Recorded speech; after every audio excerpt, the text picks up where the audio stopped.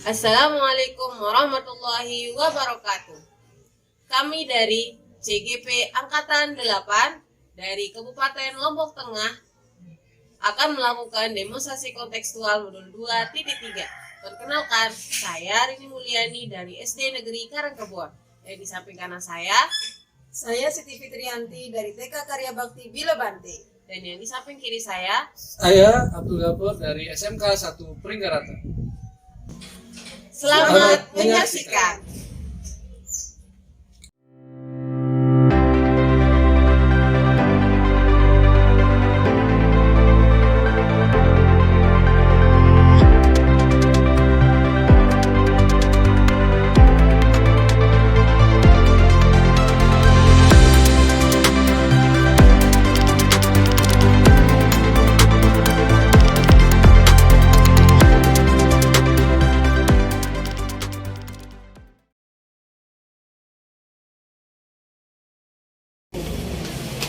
Assalamualaikum warahmatullahi wabarakatuh, Pak Bos. Waalaikumsalam warahmatullahi wabarakatuh. Bu Rini. Selamat sore. Ya, selamat sore.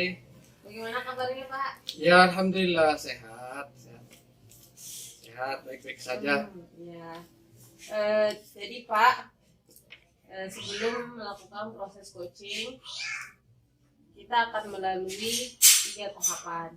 Yang pertama adalah pra-supervisi, yang kedua adalah supervisi, dan yang ketiga adalah pasca supervisi. Di pra-supervisi ini, hal pertama yang akan kita lakukan adalah mendiskusikan rubrik penilaian yang akan dinilai oleh supervisor nanti pada saat proses coaching. Itu adalah yang pertama, bagaimana alur kita yang dilalui selama proses coaching tersebut, apakah sudah terpenuhi alur ceritanya atau tidak. Kemudian yang kedua, tentang kompetensi yang dicapai oleh coach. Di sini baik. sebagai informasi Pak, bahwa kompetensi inti coaching itu ada 3. Yang pertama adalah presence, mendengarkan aktif, dan mengajukan pertanyaan berbobot. Baik, langsung saja nih Pak, masuk kepada pertanyaan saya sebagai supervisor. Pertanyaan pertama saya adalah, Bapak ingin saya membantu mengembangkan kompetensi yang mana dari 3 kompetensi yang saya sebutkan tadi? Baik Bu Rini. Terima kasih atas pertanyaannya ini.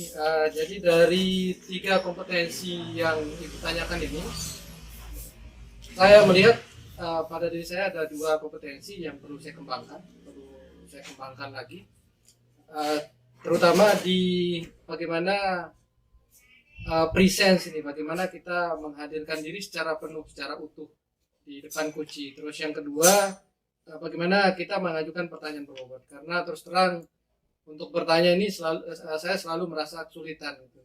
Jadi bagaimana sih pertanyaan berbobot ini untuk memancing coach ini menceritakan permasalahannya dan mencari solusi atas permasalahan yang ada. Kira-kira 2 kompetensi itu yang ingin sekali saya kembangkan Bu ini. Kemudian selanjutnya, pertanyaan selanjutnya adalah kompetensi. Kemudian dari 2 kompetensi tadi yang ingin dikembangkan, kompetensi mana yang ingin diamati? Dua-duanya sih seharusnya Bu Guru. Karena 2 kompetensi ini kan saya pribadi masih merasakan kurang sekali kan. Ya, dari 3 itu ya 2 ini yang ingin sekali saya diamati gitu, di bagian 2 ini. Selanjutnya, kompetensi mana yang ingin Bapak kembangkan secara lebih spesifik? Ya, secara spesifik saya ingin mengembangkan kompetensi mengajukan pertanyaan berbobot. Karena untuk presence mungkin tidak terlalu sulit, karena nanti kan dengan coachingnya saya tatap muka gitu. Jadi mungkin saya bisa berkonsentrasi penuh mendengarkan si coach ini. Tapi untuk mengajukan pertanyaan berbobot ini kan kita harus memikirkan kata-kata apa yang harus kita keluarkan. Sebelum lagi kita harus mendengarkan apa yang diucapkan oleh coach kita nantinya. Nah, pertanyaan terakhir saya Pak, indikator yang bagaimana yang diinginkan oleh Bapak dalam proses coaching ini? Maksudnya pencapaian apa yang ingin yang diinginkan oleh Bapak? Pencapaian apa yang diinginkan oleh Bapak? Maksudnya dari coach dan coachingnya. Indikator yang saya harapkan bisa terukur nantinya itu sejauh mana sih kemampuan saya mengajukan pertanyaan berbobot ini, dan sejauh mana sih saya menjadi coach ini sudah menghadirkan diri secara penuh, atau bahasanya di situ presence. Kemudian yang terakhir itu pada alur tirtanya itu saya ingin diobservasi nantinya sejauh mana sih saya sudah menggunakan alur tirta tadi itu kira-kira Bu. Itu saja pertanyaannya Pak. Kita bisa langsung melakukan proses coaching. Oke, baik Bu. Terima kasih. Ya, terima kasih. Assalamualaikum. Waalaikumsalam. Silakan duduk Bu Yanti. Terima kasih. Ya, bagaimana kabarnya? Sehat Bu Guru? Alhamdulillah. Orang-orang di rumah sehat? Alhamdulillah. Oke. Hari ini tumben ini kita ngobrol-ngobrol. Ada apa ceritanya ini Bu Guru? Iya Pak, sebenarnya dari kemarin saya cari Bapak, tapi karena mungkin Pak terlalu sibuk kemarin ya. Oh, iya. Kesibukan, jadi kita bisa sempat ngobrol hari ini Pak. Saya mau ngobrol tentang permasalahan yang saya hadapi di sekolah ini.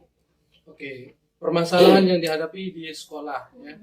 Ini berkaitan dengan apa ya Bu? Apakah berkaitan dengan siswa, atau berkaitan dengan teman-teman, atau berkaitan dengan infrastruktur ini Bu ya?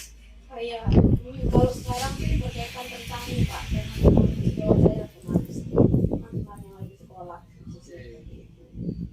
Bisa ya. Berkaitan dengan apa namanya, kerjasama gitu Pak. Saya merasa kurang kerjasama saya dengan, maksud saya teman-teman merasa saya kurang kerjasama teman-teman dengan saya gitu Pak. Ketika saya minta tolong, mereka mengiyakan tapi cenderung tidak membantu gitu. Kuranglah kerjasama mereka, saya rasakan seperti itu Pak. Berarti yang saya tangkap ini Bu ya, teman-teman ini sulit untuk diajak berkolaborasi ya. Iya, Ini berkolaborasinya dalam hal apa saja itu Bu, yang Ibu merasa kesulitan di situ? Kalau Secara khusus mungkin ya. Kalau secara pribadi ya Pak, saya merasa kurang ketika kolaborasi dalam hal kedisiplinan Pak. Kedisiplinan ya. Kedisiplinan ya, ketika ada kan mau tidak mau ketika gurunya tidak disiplin, beban tugasnya nanti bisa ke saya gitu ya. Misalnya pada waktu terlambat masuk kelas lah, masuk sekolah lah gitu kan, otomatis nanti ketika berhadapan dengan murid, ya saya harus menghadapinya sendiri gitu Pak. Jadi saya merasa saya perlu kerjasama dengan proses kedisiplinan ini. Oke, saya nangkapnya begini Bu ya.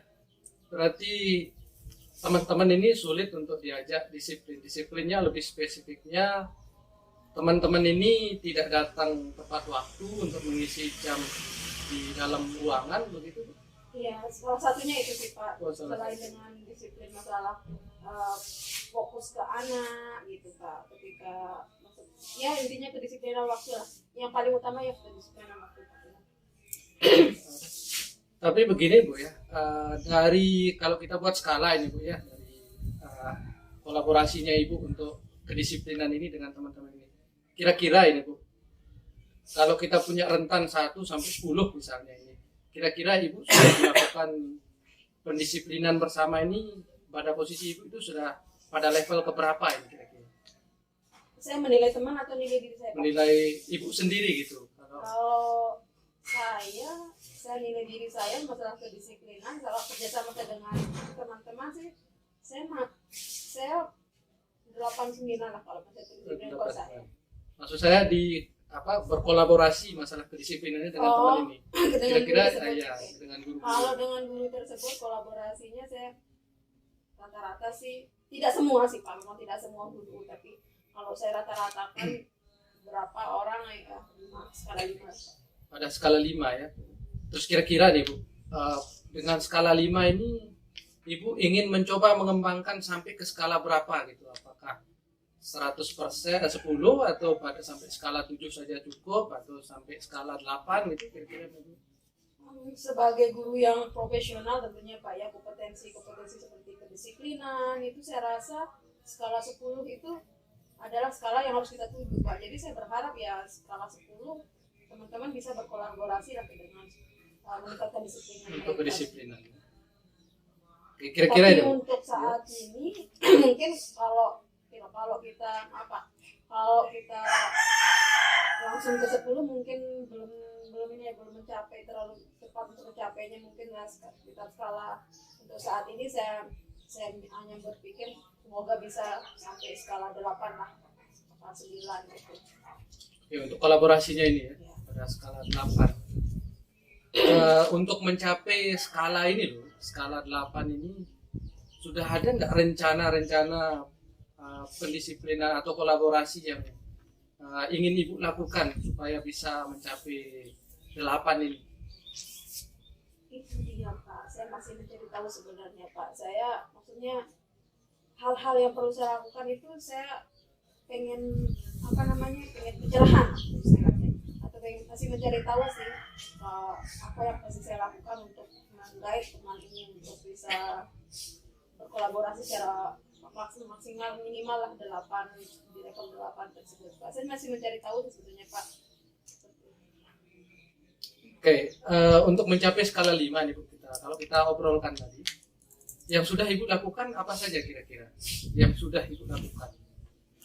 Yang sudah saya lakukan Pak, terus terang ya, saya karena saya junior ya Pak di sekolah, jadi saya merasa segan dikatakan segan atau malu untuk menegur. Jadi ya yang saya lakukan cuma selama ini memang diam Pak, diam dan diam, cuma ketika itu cuma ya saya melakukan apa yang perlu saya lakukan dengan harapan mereka mau mencontoh gitu lah, sebagai apa yang saya lakukan. Berarti selama ini Ibu mencoba melakukan teknik memberikan model ya, memberikan contoh kepada teman-teman ini sehingga nantinya teman-teman ini diharapkan meniru gitu ya. Rencana aksi lain selain yang tadi itu kira-kira apa yang pernah Ibu pikirkan gitu supaya mencapai skala idealnya itu harusnya guru itu berkolaborasinya seperti ini gitu. Apa kira-kira yang menjadi hambatan mereka gitu sehingga kalau di dalam pikiran kalau hambatan tadi Pak memang seperti yang saya katakan dalam bentuk komunikasi itu kesegaran itu masih segan gitu karena saya junior gitu kan untuk menegur atau apa itu rasa segan itu ada gitu. Tapi kalau kepikiran untuk berkomunikasi misalnya menegur itu sangat kepikiran Pak, tapi itu kendala saya memang kayak enakan gitu, segan gitu. Begitu Pak. Oke, baik Bu. Biasanya kita merasa segan dengan guru-guru senior biasanya Bu ya. Tapi di sini dalam melaksanakan tugas kan ada hal-hal prioritas gitu yang saya lihat tadi Ibu coba terapkan. Misalnya kedisiplinan, disiplin menjadi skala prioritas kita sehingga pembelajaran itu berjalan. Nah, untuk menegur mungkin Ibu merasa kesulitan. Terus untuk memberikan model-model atau contoh-contoh itu mengalir begitu saja, tapi prosesnya mungkin agak lama. Pernah enggak Ibu mencoba memikirkan solusi lain, misalnya mengadakan pelatihan mungkin atau sharing bersama atau apa gitu yang pernah Ibu pikirkan gitu sehingga kedisiplinan ini dan kolaborasi ini bisa enak gitu. Kira-kira seperti apa yang pernah Ibu pikirkan? Iya, kalau tentang mengajak mengikuti pelatihan itu memang sekilas itu pernah untuk kepikiran untuk melakukan ayo ikut dong pelatihan ini untuk meningkat kompetensi dan terutama kedisiplinan ini ya pernah juga Pak, tapi ya belum dijalankan aja. Belum dijalankan. Iya. Nah ini menarik gitu ya. Dengan mengadakan pelatihan mungkin akan memiliki imbas untuk mendisiplinkan mereka dan bagaimana kita berkolaborasi dengan mereka. Kira-kira nih Bu, rencananya kapan bisa dilaksanakan ini untuk pelatihan-pelatihan ini? Mungkin pelatihan-pelatihan kayak IHT mungkin atau apa gitu, atau mungkin diskusi bersama mungkin dengan rekan-rekan sejawat yang sudah bisa diajak kolaborasi mungkin. Kapan kira-kira bisa dilaksanakan? Kalau karena target saya kan 1 semester ini, saya berharap disiplinan itu ada gitu, kolaborasi dengan guru itu ada gitu. Jadi kalau mengacu itu saya rasa seharusnya saya mampu melakukan aksi nyata saya, aksi saya tersebut atau rencana saya tersebut paling tidaklah 1 bulan inilah, atau paling tidak baru 2 minggu ke depan lah gitu. Saya berharap sih bisa 2 minggu, dalam 2 minggu ini gitu, mengajak atau tidak mengajak mereka latihan atau membuat pelatihan dengan teman-teman yang mampu diajak berkolaborasi. Perkiraan Ibu 2 minggu atau 1 bulan ini ya? 1 bulan ya. 1 bulan. Nah ini menarik sekali Bu ya. Saya ingin dengarnya ketika Ibu selesai melaksanakan pelatihan itu, seperti apa sih hasilnya? Ini pengen sekali saya dengar besoknya gitu. Ini kan sebuah solusi juga gitu yang bisa kita tawarkan kepada teman-teman untuk berkolaborasi dalam mendisiplinkan diri dan mendisiplinkan teman-teman ini. Ini luar biasa sekali penyampaian yang Ibu sampaikan. Mudah-mudahan bisa dilaksanakan. Ini juga sebagai pembelajaran buat saya gitu kan, sebagai coach, karena mau tidak mau dalam satu sekolah juga kita memiliki permasalahan yang sama gitu. Ada teman-teman yang sulit diajak untuk berkolaborasi. Jadi solusinya Ibu bisa juga menjadi solusi buat saya ini. Saya kira begitu ya. Mudah-mudahan bisa kita ketemu lagi ini setelah pelatihan dilaksanakan. Insya Allah, Pak. Semoga ya. Saya berharap sih begitu Pak. Saya bisa melakukan apa yang saya pikirkan tadi. Saya berharap sekali untuk, karena kedisiplinan ini merupakan menurut saya itu awal kita untuk membentuk suatu budaya positif di lingkungan sekolah. Oke, Semoga baik, Pak, semoga iya. 2 atau 1 bulan ke depan ini saya bisa melakukan. Terima kasih Pak. Kita akan sangat senang mendengar berita baiknya besok itu. Ya. Terima kasih. Ya. Ada lagi yang mau disampaikan mungkin? Saya rasa itu saja Pak. Terima kasih atas masukan-masukannya. Semoga nanti ke depannya saya bisa melakukan aksi-aksi saya tersebut. Terima kasih. Baik. Terima kasih. Saya pamit ya Pak. Ya. Hati-hati di jalan. Yuk, mari. Waalaikumsalam. Bagaimana tadi Pak perasaan Bapak selama melakukan coaching?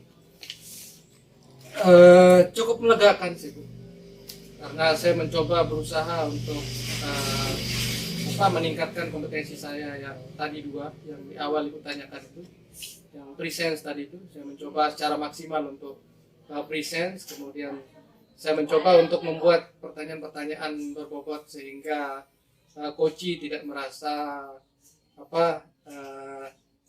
terintimidasi dengan pertanyaan, tidak merasa didikti gitu dengan pertanyaan saya, tapi betul-betul saya menanyakan bagaimana dia dengan solusinya, bagaimana coach dengan solusinya. Apa yang membuat Bapak merasa untuk menilai sendiri yang tadi itu? Apa yang membuat Bapak menilai demikian? Dari perasaan saya saja sih, dengan pertanyaan-pertanyaan yang saya lontarkan. Jadi saya merasa pertanyaan saya sudah lumayan bagus. Kemudian presence-nya juga saya mencoba untuk betul-betul fokus dengan apa yang disampaikan sama coach saya, termasuk juga saya mencoba mencatat tadi beberapa poin permasalahan yang beliau hadapi. Gitu. Terus kemudian selanjutnya pertanyaan saya selanjutnya adalah boleh saya menyampaikan hasil pengamatan saya Pak? Oke, silakan Bu, dengan sukacita, dengan senang hati. Ya, jadi kalau yang saya amati Pak, proses coaching yang Bapak lakukan sudah melalui alur tirta, sudah secara tahap demi tahap, mulai dari tujuannya, kemudian identifikasinya, kemudian rencana aksi serta tanggung jawabnya sudah terpenuhi semua. Kemudian sedangkan untuk 3 kompetensi tadi, Bapak sudah mengajukan pertanyaan terbuka, kemudian juga Bapak bebas dari judgement, melakukan judgement terhadap coach itu tidak Bapak lakukan. Kemudian secara kesimpulan sudah sangat bagus proses coaching yang Bapak lakukan. Oke, terima kasih Bu. Ya, itu saja Pak dari saya. Nah, Nana, yang terakhir Pak Anggi, dari diskusi kita ini apa yang sudah terbayang akan Bapak lakukan untuk meningkatkan lagi performa Bapak sebagai seorang coach? Rencananya Bu, untuk meningkatkan kemampuan saya ini, saya akan mencoba memberikan pelayanan coaching kepada teman-teman yang membutuhkan bantuan untuk di coach gitu. Biasanya teman-teman kadang konsultasi, gimana nih perangkat saya gitu, atau gimana nih saya belum jadi ini, saya belum ada ini, siswa saya begini. Nah, ini sebenarnya kesempatan juga buat kita untuk melatih kemampuan kita dalam memberikan pelayanan coach ini Bu. Sehingga saya harapkan dengan menggunakan Alur Tirta, dengan memberikan pelayanan coach ini kepada teman ini, saya akan mencoba menggunakan Alur Tirta sehingga Alur Tirta ini menjadi kebiasaan buat saya. Jadi kira-kira begitu usaha-usaha yang akan saya lakukan untuk mengembangkan kemampuan saya dalam coaching ini. Iya, kemudian yang terakhir Pak Anggi, terakhir banget, apa yang Bapak dapatkan dari proses supervisi ini dan juga proses coaching yang Bapak lakukan tadi bersama coaching? Oke, dari supervisi ini saya belajar menjadi coach yang lebih baik dari sebelumnya. Belajar memahami bagaimana alur tirta, bagaimana mengembangkan alur rasa tadi itu, dan bagaimana mencoba mengembangkan ketiga kompetensi itu secara maksimal gitu. Karena tidak ada yang bisa menilai dirinya sendiri kecuali kita seperti apa itu biasanya kita butuh penilaian dari orang lain. Kita bercermin dari penilaian orang lain. Nah, saya berterima kasih Ibu sudah hadir di sini, menyempatkan diri, meluangkan waktu dengan kesibukan Ibu untuk memberikan supervisi kepada saya. Ya, itu saja mungkin Bu ya. Terima kasih Pak. Ya, Sampai ketemu saya lagi. terima kasih Bu. Sampai ketemu lagi. Sama-sama. Assalamualaikum warahmatullahi wabarakatuh. Waalaikumsalam warahmatullahi wabarakatuh.